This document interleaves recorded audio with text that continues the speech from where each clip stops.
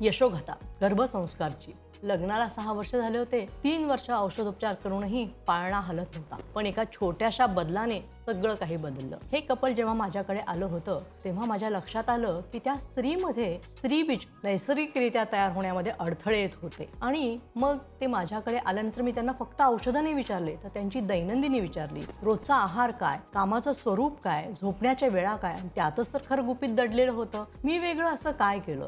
मी त्यांना त्यांचा आहार सुधारला, छोटी छोटी काही योगासनं सांगितली, दैनंदिनी जीवनात त्यांना जमतील अशा सोप्या मेडिटेशनच्या टेक्निक सांगितल्या, मनाला शांती मिळण्यासाठी काही सकारात्मक मंत्रांचा आधार घ्यायला सांगितला. आणि 3 महिन्यानंतर जेव्हा हे कपल माझ्याकडे आलं तेव्हा त्यांच्या चेहऱ्यावरचं तेजच सांगून जात होतं की जिथे गुड माइंडसेट असतो तिथं गुड न्यूज ही असतीच असते. म्हणजेच तुझं आहे तुझं पाशी. आपल्या शरीरामध्ये निसर्ग हा असतोच, पण आपण त्याला थोडा वेळ द्यावा लागतो. तुम्ही देखील अशाच समस्येची झुंजत असाल तर मार्ग नक्कीच आहे. अशाच शास्त्रोक्त नैसर्गिक मार्गदर्शनासाठी तुम्ही आमच्या गर्भसंस्कार पेजला फॉलो करा.